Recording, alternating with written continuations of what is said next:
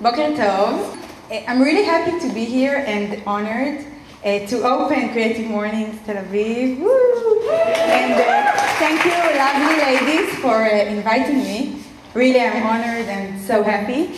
And I wanted to thank you all for waking up really early. Just so you know, I came from Haifa, so I woke up earlier than you. I know you're still probably a bit tired, hope you had coffee, but we're going to start with a short test, okay? But it's a 3-second test, so I'm sure it wouldn't be too difficult for you. Your aim is to see if you can read whatever's on the sign that I'm going to show you, and I'm going to show it only for 3 seconds. Ready?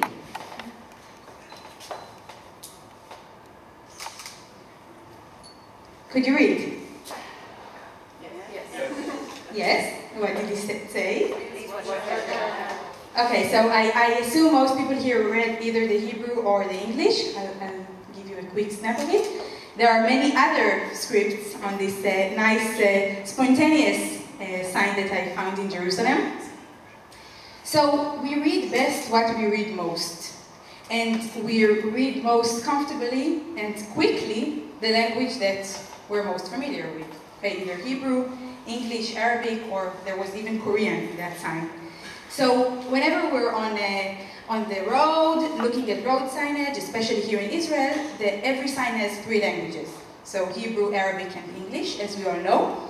And I don't know anyone who got the wrong exit or got off somewhere wrong or even got lost because he didn't manage to read the language that was on the sign. So we instantly really recognize so quickly the language that we're most comfortable with. Type fascinates me and scripts fascinate me. I love languages, I love letters, but the thing that fascinates me the most is when few scripts and few languages are placed side by side. What happens then? Letters don't live in a void, they always influence each other. Scripts influence each other and they're also influenced by one another. So this is a very, very interesting topic to look at because sometimes these placement of scripts can create something really weird that is causing even harm to any of the scripts. And sometimes it can bring up something new and interesting, something even inspiring, like this image that I found on a book cover, which is actually Hebrew, but it looks like Arabic. It was a really beautiful thing that I found in Haifa. So I'm going to talk today about 2.5 stories that will involve how scripts influence each other. Okay? Ready? And we're going to start many, many, many years back in faraway land that's called Ethiopia. This is Makeda, which is most commonly known as Queen of Sheba. You all know her? Malkat Sheba. And Makeda heard of King Solomon's wisdom, and she decided to come up to the land of Israel on a journey to see if King Solomon is as smart as they say. So she prepared for the journey. She took many, many perfumes and presents, gold with her. She even, that's how the story tells it, she even took 10,000 children, dressed them in white, and they all went on that journey to come to the land of Israel and meet the guy, see if he's really worth it. So there she is on that journey. Now, when they met, this is where the story splits. So according to Islam, for instance, King Solomon has built a glass palace for Makeda to come, to stay in. And before she came, he sprayed on the glass floor, he sprayed lots of water. So she would have to lift her skirt up and start walking, and then he would get a chance to look at her feet or legs. And what he saw, and I'm not sure he was really happy about it, was that she had hairy legs like a goat. So maybe he was a bit disappointed. According to the Kabra Nagast, the Ethiopic tradition, King Solomon told her, well, welcome to my palace, I'll give you dinner, you can stay here, but promise not to take anything from the palace. And then she said, well, of course I won't take anything. I brought so many things with me, I don't need anything from you. And then he gave her dinner, which was really, really spicy. And next to her bed, he put a jar of water. Makeda woke up in the middle of the night. She was so thirsty. She wasn't thinking clearly. She grabbed the jar and just completely emptied it. At that moment, King Solomon came and said, haha, you took something from my palace, you promised me, you won't, and now you have to, whatever. And we don't really know what happened when they met after that. We do know that after Makeda came back to Ethiopia, 9 months later, Menelik was born, and he was their son. So King Solomon and Makeda's son. Now Menelik was the father, the ancestor of the Ethiopian Jews of today. So here they are, and many of them immigrated to Israel. Stay here for a second. Most of them immigrated to Israel and living here today, again, as we all know. And I was really interested in looking how the Amharic, the Ethiopic script, how it looks when it is set here in Israel.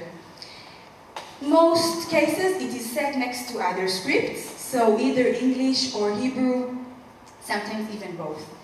And I was really, really, really fascinated to see how the scripts don't work together.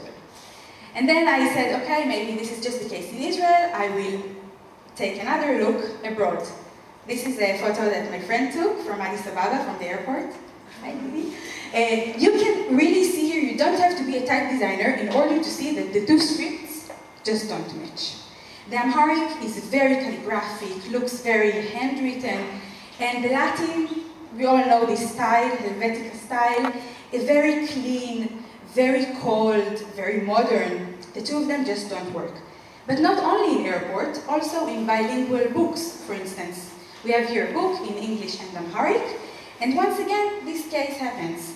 Amharic, very calligraphic, very bold, lots of contrast in the letters, and the Latin, very clean, very modern, like it's the only style that's available. And if we squint with our eyes, thank you. If we squint, we would see that this is much more black than the English part.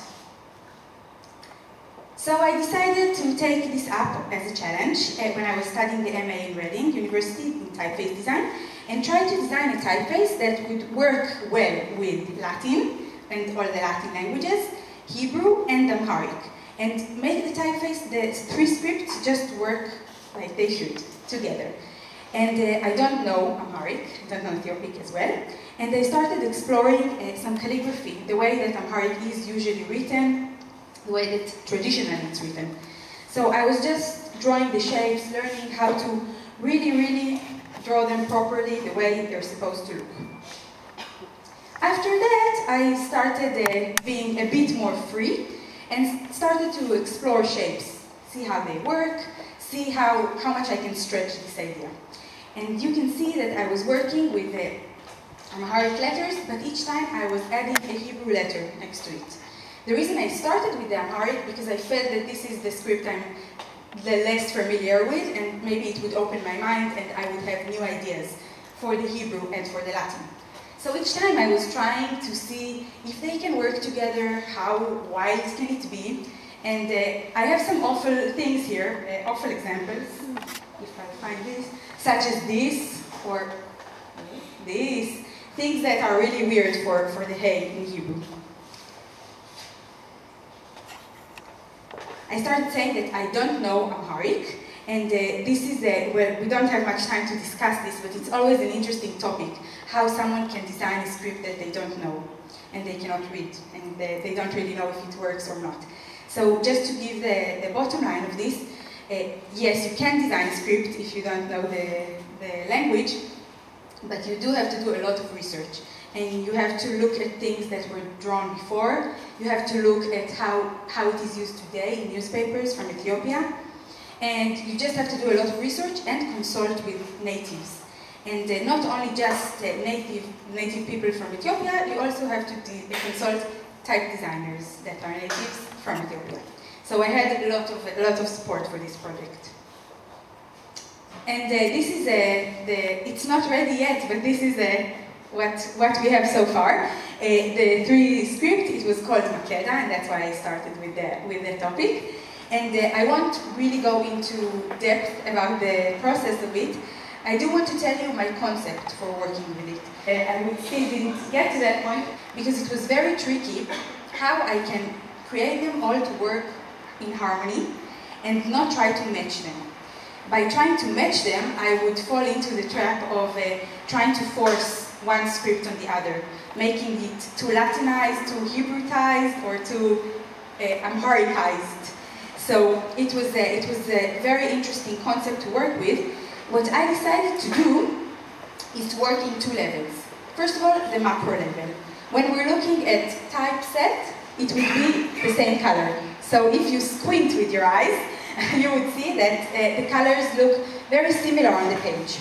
The spaces are similar and creating some optic way of seeing them all looking quite okay and quite well with each other. The second thing was going really into the micro. So going into the in-strokes and the out-strokes and seeing how I can change them, how I can make these brothers of the same family look similar. But each time I was not forcing it, so if the Hebrew shouldn't be straight at the end, on the legs of the letters, it wouldn't be straight. So trying to be really loyal for this. And as I said, it's a work in process, but I do hope that one day, which might not be too far away, people would be able to use these typeface with 3 scripts and make them look like they're belonging to each other here in Israel. Now the half story, to give you a short break. This is a project of stone cutting, and intentionally I put this embarrassing photo with the nice glasses because the pieces of stone just go into your eyes if you don't put it. So this is a project in stone cutting I did in Reading University, and here I was working on a multilingual stone sign, which says here open in English and sagur closed in Hebrew. And here not only I had to match the shapes and try to, I said not match, but to harmonize the shapes, make them look still like Hebrew or like English, but work together. Also, conceptually, there was the content that had to match in a way. So this is obviously not matching, but clashing, but that's what I found interesting here. So we also have the shapes of the letters and how they look, and we also have the content, which is really important. I grew up in Haifa, where signage in 3 languages, 3 scripts is very common. Here we have Hebrew, English, and Arabic. And I don't know Arabic. Unfortunately, I was never taught. Blame the system. I was never taught, and at some point I realized that I'm just looking at Arabic letters like they're decorations or ornaments of some sort. I'm always reading the Hebrew and enjoying what I'm reading, and then just kind of ignoring the Arabic. And letters is one of the most basic things we have in our lives. It's very daily. As I said, on the road, we're not thinking, oh, what should we read now? How does it look? We just read it. It's so daily. It's so basic. Remember, we were talking about the content? So, some cases, especially this, for instance, in Haifa, this is, in Arabic, the sign says, Abu Shaker restaurant. Okay? In Hebrew, you can see the sign says Misada Mizrachit, which means a Middle Eastern restaurant. So they just narrowed it down to the genre we need. This is just Middle Eastern. If you feel like eating there, you should go there. Abu Shaker, we don't really care about him at the moment. And then, in the English, they even took it a step further. No need to know anything except for the fact that it's a restaurant. You should eat here. That's all you have to know. That's the only thing. And even in road signs, I noticed that usually the scripts do mean the same thing, usually, most cases, but there is no connection behind the letters, between the letters, sorry, and the three scripts. So there is almost no regards to the font that they're using, also no regards to the size of the typefaces or to their locations on the signage. So here it's randomly, just another one has been added. And the only connection between the scripts is the fact that they're placed just one on top of the other or one next to the other. Basically, that's it. Now I'm going to tell a side story that it's the first time I'm telling it. My husband comes from an Argentinian family, and one time we were sitting in a very nice dinner, although I'm vegetarian, but I still have many options. We were sitting at dinner time, and Dariro's father, Ernesto, who is here, hi, he looked at the TV and he said, "How nice would it be if we would just all look at the TV, I would see subtitles in Spanish, and you would see subtitles in Hebrew." Good idea. So this really added nicely to my thoughts about this signage, about in Haifa especially, these three scripts, ignoring one another, reading what we want to. And I decided to do it began as a graduation project in Shankar. I decided to create a new system, a new writing system, that would merge Hebrew and Arabic together. So Hebrew and Arabic would both get the same place. And it's a very local system here in Israel that can work. I started looking into the history of the scripts, of the Hebrew and the Arabic. They both come from the same sources. They're both Semitic languages. And traditionally, they're both written with a calligraphy pen, which is called a broad nib. So far, that's the similarities. And now when we look at them, they look very, very different. Hebrew is based mostly rectangles and square shapes, whereas the Arabic, as we all can see, is based on very flowing shapes, circular shapes. And the most, I think, noticeable feature is that it's connected. Arabic script is connected and the Hebrew is not. Then I started looking on things that are different, but but from the same areas. So how do things come together? How are they combined? So I was looking at architecture and fashion design. I was looking at shoe design also, furniture design, and jewelry making. And each time I was trying to see what's happening. Is the combination doing good? Is the two parts being combined? Are they creating something new and interesting? Or this combination of things is just creating each one of the original objects to just disappear, become lost? And this really interested me, what's happening between these connections. But still I felt like I need something more, a theory that I could work with. And that's where I met Émile Javal, a 19th century eye doctor, a French one. And what Émile Javal discovered was really interesting. He discovered that we actually need only the upper part of Latin letters in order to recognize them. So if we look at the top, pretty much easy to read. And if we look at the bottom, much harder. Okay, this sounded really interesting. I love the theory. And I decided to take it further and see if it works in Hebrew. So I checked, and Émile Javal was right, but reversed. In Hebrew, actually, you need the bottom part in order to recognize most letters. If we look at the top, we would see that so many letters are just looking too similar. That's because they're square. I decided, okay, cool, how nice, it works. What about Arabic? In Arabic, the situation is similar to Latin. Most recognizable features of the letters appear on the upper half. So even if we don't know Arabic, we can see very easily that it's hard to read. Many of the letters just look the same. Very nice, I was happy. I had a few guidelines for my project. Each time, upper half is dedicated to Arabic, bottom half for Hebrew. That way, an Arabic reader could just read the upper half of the letters, and the Hebrew reader could read the bottom part. Easy. I started connecting letters. Each time, upper half of an Arabic letter connected with the bottom half of Hebrew letter. creating a new hybrid letter, and having these two letters come up for this interesting dialogue between them. And to this project I called Aravrit, which is Aravit and Ivrit, Hebrew and Arabic and Hebrew.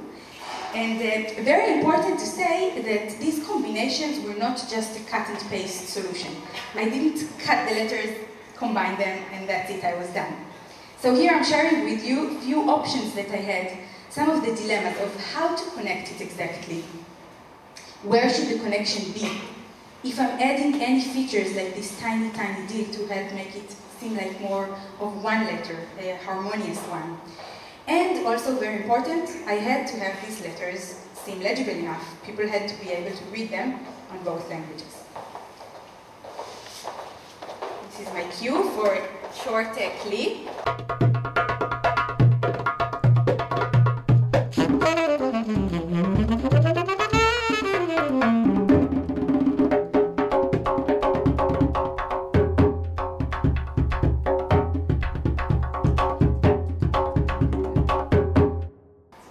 Okay, so this is very quickly how it works. Now, are you ready for another short test? Yes? Okay. Good. The test is to see if you can read. So I'm giving you 5 seconds and then I'm giving you the answers. Okay, I'll start giving the answers in Hebrew and in English. From top right, Kriya, reading. Haifa, the city. Ktiva, writing. Ktav, script. Shuk, market. And Ot, letter. Did you read? Yes. Yes? Woo! Good job! This early and you managed to read. Unbelievable. So, some words in Hebrew and Arabic, they use the same sounds, or they're parallel words, or they just sound very similar. Like the word Akko, the city of acre, Akko in Hebrew, and Akka in Arabic. Good, but that's not the case in most words, sorry. So here the word language, Sfa in Hebrew, and Lura in Arabic. So actually, the words are not using the same sounds, and they're not even parallel words. That made me understand that I actually need to design every single combination there is in order for people to be able to read every word that they choose, every sentence, every paragraph, if they're very ambitious, and that both sides could be able to understand and read. This meant I had to design 638 new letters, each time combining every Hebrew letter with every Arabic letter. So 29 Arabic letters times 22 basic Hebrew letters. Now each time, sometimes the Hebrew was being more dominant, sometimes the Arabic was being more dominant, depending on the same pair and how they look. These are just 2 examples of letters that you can see. I just had to put them up here really big. Now, each time I chose, remember we were talking about the essence and the basic features of each letter that is supposed to be maintained. I took it, the only really necessary thing. And the rest of the parts of the letters just had to be combined, and they had to really compromise for this meeting, for this word to come and to happen. Now, the Arabic is written in a connected form, so I'm just going to share with you a tiny compromise I had to make at that point of the project. Each Arabic letter actually has 4 forms. A form when the letter is at the beginning of a word, a form when the letter is in the middle of the word, a form that the letter is at the end of the word, and the separate form, when the letter is just on its own. So for the scope of the project, I decided just to use that separate form, because otherwise I would have to make thousands of possible combinations. And then I was looking for a parallel compromise with the Hebrew. So what I decided was to ignore the final letters, just use the regular letters in Hebrew, and that way I was hoping for the same feeling. You can still read the Arabic when it's not connected, and you can still read the Hebrew with regular letters at the end. the feeling would be a bit different, a bit weird, but still you could read it. Another thing about readability that I had to discover, and I discovered through asking people if they can read, is it easy for them, can they understand, is the place of the combination, where it really happens. What I discovered is that people, for instance, would look at this and they see the letter tough. So they would complete with their eyes this part. This part. Here, people would think of this as a kaf, a different letter, because they would just complete with their eyes any word that they're reading. And this was a really interesting discovery for me. So I had to try different approaches, different places, until I came up with something that no one thought it's a different letter. I started saying I don't speak Arabic, unfortunately. So I was, at that time I was commuting between Haifa and Tel Aviv on a daily rides on the train. So I was sitting on the train each day, trying to hear if I can spot anyone speaking Arabic. And in the case I did, I used to come up to them with a huge pile of paper and ask them, do you have a minute? Now, either everyone is just being so nice. Everyone I asked was really, really nice. Or they were being, I'm not sure I'm using the right term, captive audience. So just really bored of the train, having nothing to do, but still they would go for it. And then I started showing them pieces of papers, different words, different test words, and asking them, can you read it? Is it easy for you? Is it really easy for you? Because I wanted it to just be very clear for both languages, and they would just really, really sound okay. And people would manage to very easily spot the words. And the feedback I received was excellent. It really helped me. I didn't only get positive feedback. Many people told me, this is absolutely not the letter you intended it for it to be. You have to draw something else. And they would show me how it would be, or how it should be. So it was a very collaborative process. And also with the Hebrew. Although I'm a fluent Hebrew speaker, because I was designing it, I knew exactly what I wanted, and I knew exactly which letters I'm designing. But I had to ask people all the time, can they read it? Do they read it? And these tests made just Aravrit improve and improve, and make it something that even you at 9 a.m. could read it.